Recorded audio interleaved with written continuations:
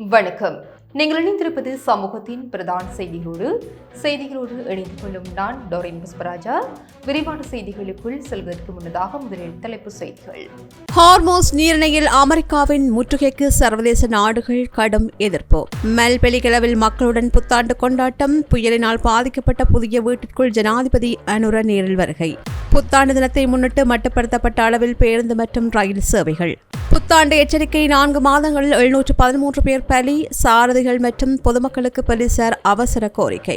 புத்தாண்டு விவகாரத்தில் விபத்துக்கள் அதிகரிப்பு. 29,000 பேர் சிகிச்சை. சுகாதார பிரிவு விடுத்துள்ள அபாய எச்சரிக்கை. துபாய் பாதாள உலக கும்பலின் இலங்கை ஏஜென்ட் கைது. 75 லட்சம் மதிப்பிலான போதைப் பொருள் மீட்பு. புத்தாண்டு கொண்டாட்டங்களுக்கு பின்னடைவு. பலகார மேசைக்கான செலவு 7% அதிகரிப்பு. நாடு முழுவதும் 817 கடைகளுக்கு வழக்கு. களவாஞ்சிக்குடியில் 57 கிலோ இறந்த கோழி இறைச்சி மீட்பு. புத்தாண்டு கொண்டாட்டங்களுக்கு மத்தியில் அவசர எச்சரிக்கை. நாடு முழுவதும் பலத்த மின்னல் தாக்கம். மின்சார தேவை வீழ்ச்சி. சூரிய சக்தி மின் உற்பத்தி உரிமையாளர்களுக்கு விசேட அவசர அறிவித்தல். அவை எமது தலைப்புச் செய்திகள். இனி தொடர்பான விரிவான செய்திகள். துன்பங்கள் நீங்கி இன்பங்கள் மலர சமூகம் ஊடகத்தின் அன்பு சொந்தங்கள் அனைவருக்கும் இனிய புத்தாண்டு நல்வாழ்த்துக்கள். மத்திய கிழக்கு பிராந்தியத்தில் ஈரான் மற்றும் அமெரிக்கா இடையிலான மோதல் போக்கு உச்சக்கட்டத்தை எட்டியுள்ளது. ஹார்மோஸ் நீரிணையை அமெரிக்க ராணுவ ரீதியாக முற்றுகையிட்டுள்ள நிலையில் இது சர்வதேச சட்டங்களுக்கு எதிரானது என ஐக்கிய நாடுகள் சபை எச்சரித்துள்ளதுடன் உலக பொருளாதாரம் பெரும் அதிர்ச்சியை சந்தித்து வருகின்றது. சர்வதேச கப்பல் போக்குவரத்திற்கு பயன்படுத்தப்படுகின்ற நீரிணைகளை தடுப்பதற்கு எந்தவொரு நாட்டிற்கும் சட்டப்பூர்வ உரிமை இல்லை என்று சர்வதேச கடல்சார் அமைப்பின் பொதுச் செயலாளர் அர்ஷினியா டொமிங்கஸ் தெரிவித்துள்ளார். அமெரிக்காவின் இந்த நடவடிக்கை ஆபத்தான முன்னுதாரணத்தை உருவாக்கும் என்றும் பாரசீக வளைகுடாவில் சிக்கியுள்ள 20,000 மாலுமிகளின் பாதுகாப்பு குறித்தும் தாம் கவலைப்படுவதாகவும் அவர் குறிப்பிட்டுள்ளார். மத்திய கிழக்கு பதற்றத்தால் உலகளாவிய எண்ணெய் விநியோகத்தில் வரலாறு காணாத சரிவு ஏற்படும் என்று சர்வதேச எரிசக்தி முகமை எச்சரித்துள்ளது. இந்த ஆண்டு நாளொன்றுக்கு 1.5 மில்லியன் பீப்பாய்கள் விநியோகம் குறையும் என்று எதிர்பார்க்கப்படுகின்றது. எரிபொருள் விலை உயர்வால் நுகர்வோர் தேவையில் நிரந்தர வீழ்ச்சி ஏற்படும். தேவை அழிவு நிலை உருவாகலாம் என்றும் எச்சரிக்கப்பட்டுள்ளது. இது கோவிட் காலத்திற்கு பிந்தைய மிகப்பெரிய விநியோக அதிர்ச்சியாக கருதப்படுகின்றது. ஜனாதிபதி ட்ரம்ப் தலைமையிலான அமெரிக்க நிர்வாகம் ஹார்மோஸ் நீரிணைக்கு கிழக்கே உள்ள பகுதிகளில் முற்றுகை மண்டலத்தை அறிவித்துள்ளது. அனுமதியின்றி நுழையும் எந்தவொரு கப்பலும் சிறைப்பிடிக்கப்படும் என்று அமெரிக்க மத்திய கட்டளையகம் எச்சரித்துள்ளது. இந்த அச்சுறுத்தலை அடுத்து சீனா நோக்கி பயணித்த ரிச் ஸ்டாரி மற்றும் ஆஸ்ட்ரியா ஆகிய 2 பெரும் எண்ணெய் கப்பல்கள் ஹார்மோஸ் நீரிணையை நெருங்கிய போது திடீரென்று தமது பாதையை மாற்றி திரும்பிச் சென்றன. அமெரிக்காவின் முற்றுகையை கடல் கொள்ளை என்று குறிப்பிட்டுள்ள ஈரான் போர் நீடித்தால் எதிரிகளால் கற்பனை செய்ய முடியாத புதிய ஆயுதங்களையும் போர் முறைகளையும் வெளிப்படுத்துவோம் என்று புரட்சிகர காவல்படை எச்சரித்துள்ளது. ராணுவ தீர்வு எதற்கும் வழிவகுக்காது என்று ரஷ்ய வெளியுறவு அமைச்சர் செர்கி லாவ்ரோவ் ஈரானிடம் அமைதி காக்குமாறு வேண்டுகோள் விடுத்துள்ளார். சீன ஜனாதிபதி ஷி ஜின்பிங் வளைகுடா நாடுகளின் இறையாண்மையை மதிக்க வேண்டும் என்ற 4 அம்ச திட்டத்தை முன்வைத்துள்ளார். இதற்கிடையில் அமெரிக்க தடையை மீறி சீன கப்பல்கள் நீரிணையை கடந்திருப்பது சர்வதேச அளவில் ஆச்சரியத்தையும் ஏற்படுத்தியுள்ளது. இந்த நீடிக்கப்பட்ட முற்றுகை நடவடிக்கையில் சுமார் 15 அமெரிக்க போர்க்கப்பல்கள் ஈடுபடுத்தப்படலாம் என்று எதிர்பார்க்கப்படுகின்றது. இருப்பினும் இந்த நீண்டகால முற்றுகையானது இந்தோ பசிபிக் மற்றும் ஐரோப்பிய பிராந்தியங்களில் உள்ள அமெரிக்க கடற்படையின் ஏனைய செயல்பாடுகளுக்கு பெரும் சுமையாகவும் தட்டுப்பாடாகவும் அமையும் என்று பாதுகாப்புத்துறை நிபுணர்கள் கவலை வெளியிட்டுள்ளனர். மத்திய கிழக்கில் நிலவுகின்ற இந்த இழுபறி நீடிக்குமானால் அது உலகளாவிய எரிசக்தி பாதுகாப்பு மற்றும் பொருளாதார ஸ்திரத்தன்மைக்கு வழிவகுக்கும் என்று அஞ்சப்படுகின்றது. Fourth Monkey Connect coming soon. சித்திரை புத்தாண்டு தினமான இன்று அனுராதபுரம் கல்நேவு பிரதேச செயலக பிரிவுக்கு உட்பட்ட மல்பெல்லிகள கிராமத்தில் டிட்வா புயலினால் வீட்டு எழுந்த குடும்பம் ஒன்றின் புதிய இல்லத்திற்கு ஜனாதிபதி அனுரகுமார திசாநாயக்க நேரில் சென்று அங்கு நடைபெற்ற புத்தாண்டு சடங்குகளில் கலந்து கொண்டார். டிட்வா புயல் அனர்த்தத்தின் போது எச்எம் இந்திரஜித் சம்பத் சேனாரட்ன என்பவரது வீடு முழுமையாக சேதமடைந்திருந்தது. அரசாங்கத்தினால் வழங்கப்பட்ட முழுமையான இழப்பீட்டுத் தொகையை கொண்டு மிக குறுகிய காலமான 5 மாதங்களுக்குள் இந்த வீடு மீள கட்டியெழுப்பப்பட்டுள்ளது. கல்நேவ பிரதேச பிரிவில் முழுமையாக சேதமடைந்த 6 வீடுகளில் மக்கள் பாவனைக்காக அளிக்கப்பட்ட முதல் வீடுகளில் இதுவும் ஒன்றாகும். புதிய வீட்டிற்குள் குடிபுகும் நிகழ்விலும் அதனைத் தொடர்ந்து புத்தாண்டு பாரம்பரிய சடங்கிலும் ஜனாதிபதி கலந்து கொண்டார். இதன்போது பிரதேச மக்களுடன் சுமூகமாக உரையாடிய ஜனாதிபதி அங்கிருந்த அனைவருக்கும் தனது மனமார்ந்த புத்தாண்டு வாழ்த்துக்களை தெரிவித்துக் கொண்டார். ஜனாதிபதியை அன்புடன் வரவேற்ற அந்த பகுதி மக்கள் அவருக்கு தமது நன்றிகளையும் வாழ்த்துக்களையும் பகிர்ந்து கொண்டனர். வீட்டி கேஷ் அண்ட் கரி வீட்டி சூப்பர் ஸ்டோரின் கல்யாணி அன்னபூரணி பிராண்டில் அன்றாட வாழ்க்கையின் அனைத்து பொருட்களையும் ஒரே இடத்தில் பெற்றுக்கொள்ள வீட்டி கேஷ் அண்ட் கரி பாரிஸில் லாட்சப்பல். சித்திரை புத்தாண்டு தினமான இன்று பயணிகளின் வரத்து குறைவாக காணப்படுவதால் பேருந்து மற்றும் ரயில் சேவைகள் குறிப்பிட்ட அளவில் மட்டுமே முன்னெடுக்கப்படுவதாக போக்குவரத்து அதிகாரிகள் தெரிவித்துள்ளனர். புத்தாண்டு காலத்தில் பொதுமக்களின் அவசர தேவைகளை பூர்த்தி செய்வதற்காக இன்று மட்டுப்படுத்தப்பட்ட எண்ணிக்கையிலான பேருந்துகள் சேவையில் ஈடுபடுத்தப்பட்டுள்ளதாக தேசிய போக்குவரத்து ஆணைக்குழு தெரிவித்துள்ளது. பயணிகளின் எண்ணிக்கை இன்று கணிசமாக குறைந்திருந்த போதிலும் அனைத்து பகுதிகளுக்குமான போக்குவரத்து தேவையை நிவர்த்தி செய்யும் வகையில் போதுமான பேருந்துகள் தயார் நிலையில் ஒதுக்கப்பட்டுள்ளதாக ஆணைக்குழு மேலும் குறிப்பிட்டுள்ளது. இதேவேளை கொழும்பிலிருந்து வெளியூர்களுக்கு செல்கின்ற பயணிகளின் எண்ணிக்கை வீழ்ச்சியடைந்துள்ளதால் சில ரயில் சேவைகளும் மட்டுப்படுத்தப்பட்டுள்ளன. இருப்பினும் தூர இடங்களுக்கான முக்கிய சேவைகள் தடையின்றி முன்னெடுக்கப்படுகின்றன. இதுகுறித்து ரயில்வே திணைக்கள கண்காணிப்பாளர் கருத்து தெரிவிக்கையில், கொழும்பிலிருந்து ஏனைய பகுதிகளுக்கு செல்லும் பிரதான ரயில்கள், இரவு நேர அஞ்சல் ரயில்கள், நகரங்களுக்கு இடையிலான விரைவு ரயில் சேவைகள் ஆகியவை வழக்கம் போல எந்தவிதமான தடையுமின்றி இயங்கும் என்று உறுதிப்படுத்தியுள்ளார். நாளை முதல் பணியிடங்களுக்கு திரும்புவோரின் வசதிக்காக விசேட போக்குவரத்து ஏற்பாடுகள் மீளவும் பலப்படுத்தப்படும் என்று எதிர்பார்க்கப்படுகின்றது. சித்திரை புத்தாண்டு காலப்பகுதியில் வீதி விபத்துகள் மற்றும் அனர்த்தங்களை தவிர்க்கும் பொருட்டு சாரதிகள் மற்றும் பொதுமக்கள் மிகவும் அவதானத்துடன் செயல்படுமாறு போலீஸ் தலைமையகம் விசேட கோரிக்கை விடுத்துள்ளது. 2026 ஆண்டு ஜனவரி 1 தேதி முதல் கடந்த 4 மாத காலப்பகுதிக்குள் இடம்பெற்ற பாரிய விபத்துகளில் 713 பேர் உயிரிழந்துள்ளதாக போலீஸ் ஊடக பேச்சாளர் உதவி போலீஸ் அத்தியட்சகர் FU வூட்லர் தெரிவித்துள்ளார். உயிரிழந்தவர்களில் 248 பேர் மோட்டார் சைக்கிள் ஓட்டுநர்கள் என்பது குறிப்பிடத்தக்கது. புத்தாண்டு காலப்பகுதியில் இவ்வாறான விபத்துக்கள் அதிகரிக்கும் அபாயம் உள்ளதாக அவர் சுட்டிக்காட்டியுள்ளார். மதுபோதையில் வாகனம் செலுத்துவோரை கைது செய்ய விசேட நடவடிக்கைகள் எடுக்கப்பட்டுள்ளதாக பீதி பாதுகாப்புக்கு பொறுப்பான பிரதி போலீஸ் மா அதிபர் WBG சேனாதீர தெரிவித்துள்ளார். நெடுஞ்சாலைகளில் மதுபோதையில் அல்லது கவனயீனமாக வாகனங்களை செலுத்துவோரை கண்காணிக்க விசேட சோதனைகள் தீவிரப்படுத்தப்பட்டுள்ளன. விதிமுறைகளை மீறும் சாரதிகளை கைது செய்ய போலீசாருக்கு ஆலோசனை வழங்கப்பட்டுள்ளது. வாகன விபத்துக்கள் மட்டுமன்றி புத்தாண்டு விடுமுறையை முன்னிட்டு சுற்றுலா செல்வோர் நீர்நிலைகளில் நீராடும் போது அதீத கவனத்துடன் இருக்க வேண்டும் என்றும் போலீசார் அறிவுறுத்தியுள்ளனர்.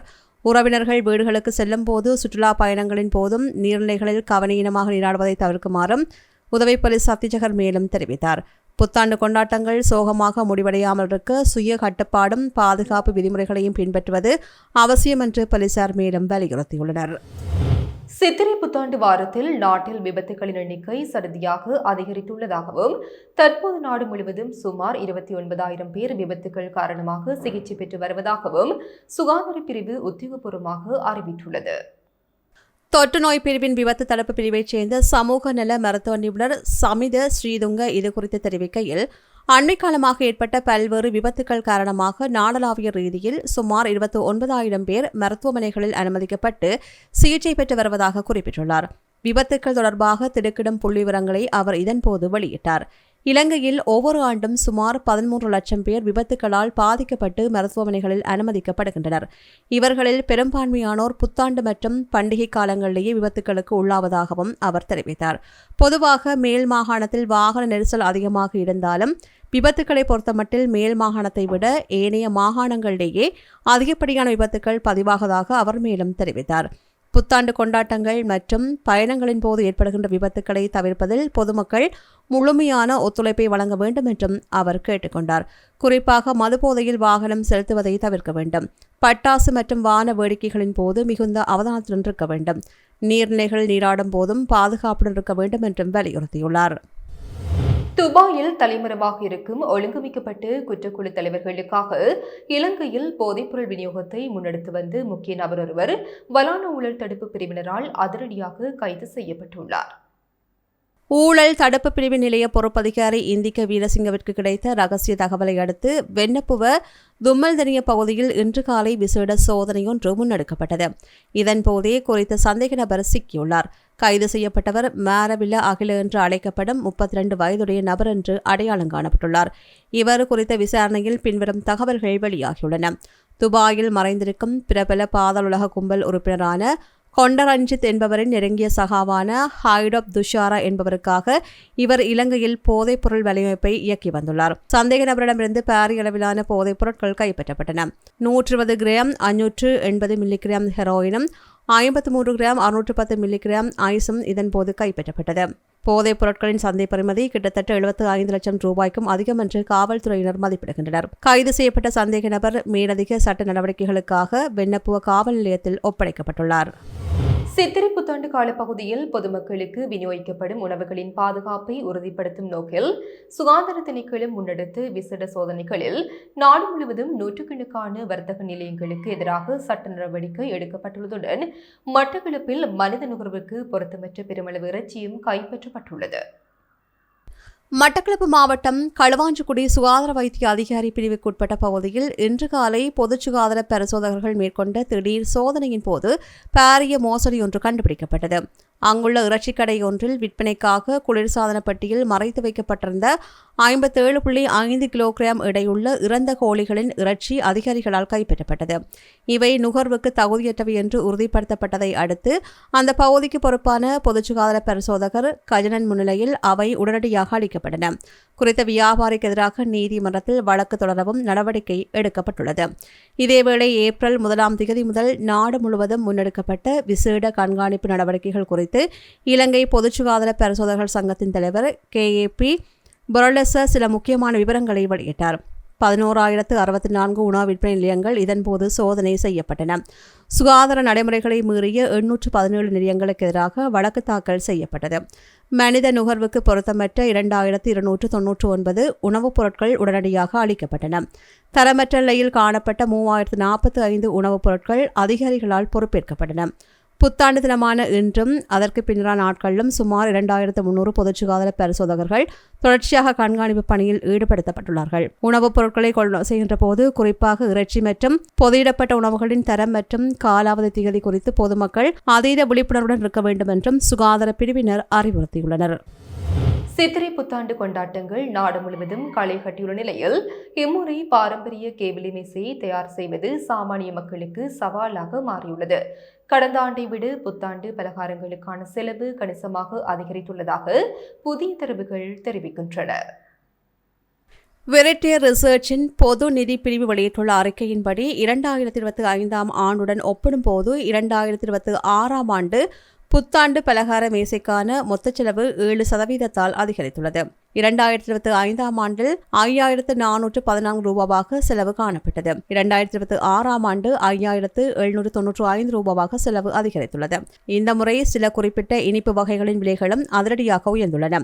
குறிப்பாக இனிப்பு பலகாரங்கள் 25.8% விலை உயர்ந்துள்ளது. தொதல் 16.2% உயர்வடைந்து 1,322 ரூபாவாக விற்பனை செய்யப்படுகின்றது. இதேவேளை பட்டர் கேக் 12.8% விலை அதிகரிப்பு ஏற்பட்டுள்ளது. வாழைப்பழம் 9.2% விலை உயர்வு ஏற்பட்டுள்ளது.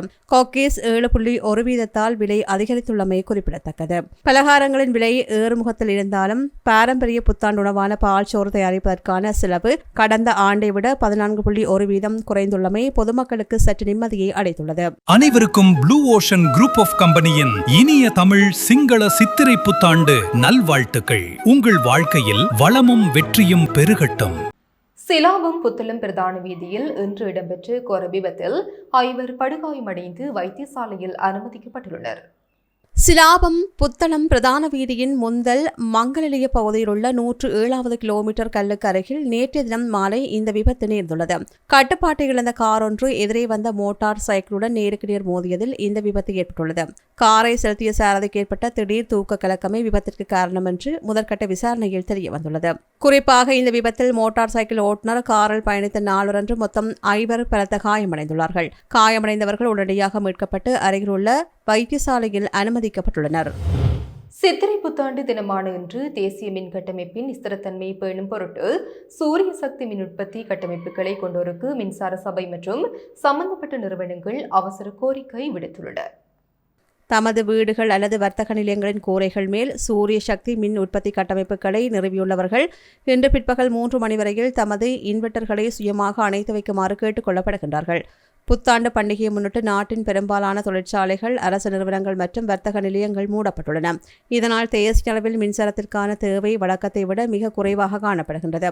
மின்சார தேவை குறைவாக இருக்கும் நிலையில் சூரிய சக்தி மூலம் அதிகளவு மின்சாரம் உற்பத்தி செய்யப்பட்டு மின் கட்டமைப்பிற்குள் அனுப்பப்பட்டால் அது தொழில்நுட்ப கோளாறுகளை ஏற்படுத்தக்கூடும். பண்டிகை காலத்தில் நாடு முழுவதும் மின்சார விநியோகத்தை பாதுகாக்கவும் தொடர்ச்சியாக பேணுவதற்காக இந்த தற்காலிக நடவடிக்கை எடுக்கப்பட்டுள்ளது.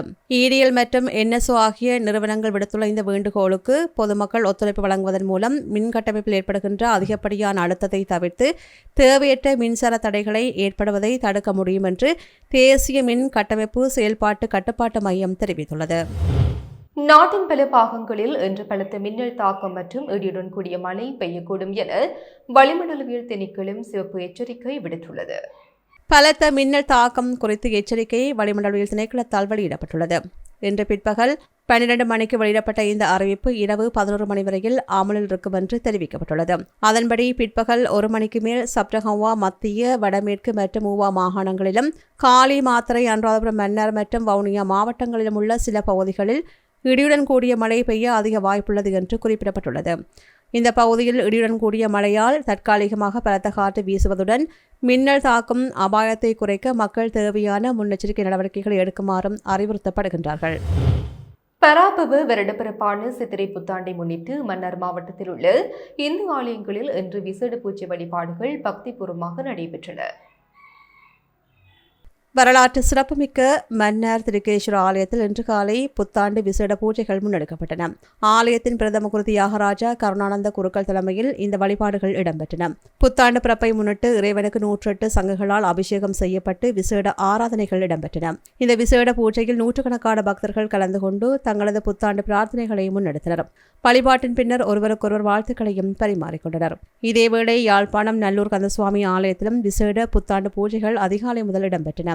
ஆயிரக்கணக்கான பக்தர்கள் கந்த பெருமானை தரிசித்து மரத்து நீர் தேய்த்து குளித்து புத்தாடை அணிந்து வழிபாடுகளை மேற்கொண்டமை குறிப்பிடத்தக்கது. இத்துடன் சமூகத்தின் பிரதான செய்திகள் நிறைவு பெறுகின்றன. தொடர்ந்தும் சமூகத்தோடு இணைந்திருங்கள். எமது RIP பேச்சுக்கு கிடைத்த மரண அறிவித்தல்கள். யாழ்ப்பாணம் சங்கானை பிறப்பிடமாகவும் வதிவிடமாகவும் கொண்டிருந்த திரு வெற்றியன் ராசரத்னம் அவர்கள் 13/4/2026 திங்கட்கிழமை அன்று காலமானார். யாழ்ப்பாணம் புங்குடுதீவு 4ஆம் வட்டாரத்தை பிறப்பிடமாகவும் கொழும்பு, பிரான்ஸ் மற்றும் ஸ்விஸ், ஜூரிச் ஆகிய இடங்களை வாழ்விடங்களாகவும் கொண்டிருந்த திருமதி யோகம்மா ஏகாம்பரம் அவர்கள் 13/4/2026 திங்கட்கிழமை அன்று இறைப்பதமடைந்தார். யாழ்ப்பாணம் கட்டுவரை பிறப்பிடமாகவும் சுன்னாகம் மற்றும் ஜெர்மன் ஆகிய இடங்களை வாழ்விடங்களாகவும் கொண்டிருந்த திரு காசிப்பிள்ளை நாகரத்னம் அவர்கள் 12/4/2026 அன்று காலமானார். யாழ்ப்பாணம் காரைநகரை பிறப்பிடமாகவும் வட்டுக்கோட்டை தாவடை வீதியை வதிவிடமாகவும் கொண்டிருந்த திருமதி ராசமலர் சரவணபவன் அவர்கள் 14/4/2026 அன்று இறைப்பதமடைந்தார். மேலே அறிவிக்கப்பட்ட அனைத்து மரண அறிவித்தல் இறுதிக்கிரியை பற்றிய தகவல்களை அறிந்து கொள்ள ரிப்டாட் பேஜை பார்வையிடுங்கள். இதற்கான லிங்க் கீழிருக்கும் டிஸ்கிரிப்ஷனில் பார்வையிடலாம். இது போன்ற செய்திகளை தெரிந்து கொள்ள சமூகம் நியூஸ் சேனலை சப்ஸ்கிரைப் செய்து அருகில் உள்ள பெல் பட்டனை கிளிக் செய்யுங்கள். மேலும் இது போன்ற செய்திகளை உடனுக்குடன் தெரிந்து கொள்ள சமூகமீடியா.com என்ற இணையதளத்தின் வாயிலாகவும் எங்களுடன் இணைந்திருங்கள்.